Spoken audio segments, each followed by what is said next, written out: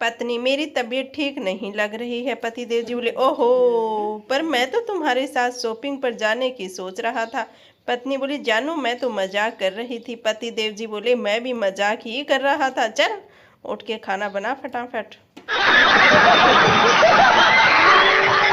जब आपको एक औरत पसंद करती है तब आप हैं एक पति, और जब आपको बहुत सारी औरतें पसंद करती हैं तब आप हैं एक आदर्श व्यक्ति, और जब आपको हजारों औरतें पसंद करती हैं तब आप एक लीडर हैं, और जब आपको शहर की पूरी औरतें पसंद करती हैं तब आप हैं एक पानी पूरी वाले दोस्त।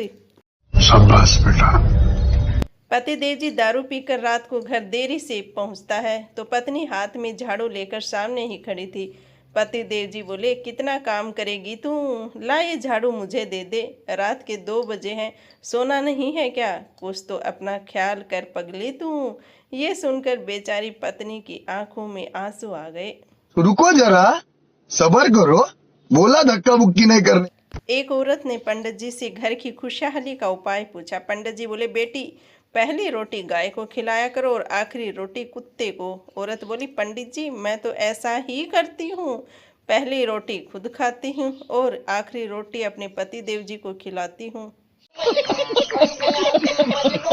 पत्नी ने कहा, मैं तुम्हें सच्चा पारखी मानती हूँ। पति देव जी सुखद और आश्चर्य से पूछा, वह क्यों?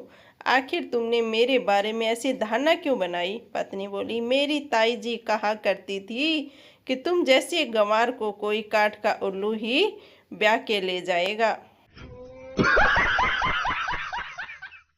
एक अंकल जी ने पप्पू से पूछा, पढ़ाई कैसी चल रही है बेटा? पप्पू ने जवाब दिया, अंकल, समुंदर जितना सिलेबस है, नदी जितना पढ़ पाते हैं, बाल्टी भर याद होता है और गिलास भर लिख पाते हैं, चुल्लू भर नंबर आते हैं, उसी में डूब कर मर जाते हैं। क्या करें अंकल जी? मस्त जोक मारा रे, ये हंस रहे हलकट हंस। पत्नी ने अचानक पति को जोर से लात मारी। पति बेचारा तिलमिला उठा। पति, मारा क्यों मुझे? पत्नी बोली, जी, मच्छर था और मेरे जीते जी कोई और आपका खून चूसे, ये मुझसे बिल्कुल भी बर्दाश्त नहीं हो रहा है। पति देव जी बोले, दुनिया का सबसे बेहतरीन सिंगर कौन है? पत्नी, नहीं, तुम बताओ, मुझे नहीं पता। पति देव जी बोले, मच्छर है। पत्नी, वो कैसे? पति देव जी बोले, उसका गाना किसी को पसंद आए या ना आए, पर ताली सबको बजानी पड़ती है।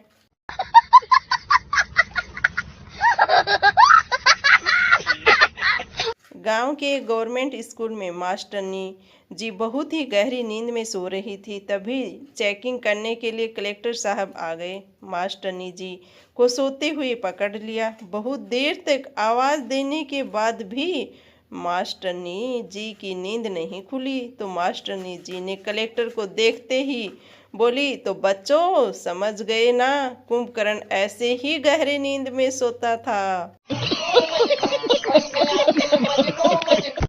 मास्टर जी बोले, अगर नदी में नींबू का पेड़ है तो नींबू कैसे तोड़ेंगे? चिंटू बोला, चिड़िया बनकर तोड़ेंगे मास्टर जी।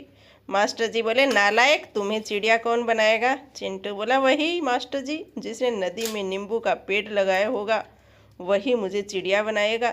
चिंटू का जवाब सुनकर मास्टर जी बेचारा बेहोश हो गया। ऐसे तो नहीं होता है।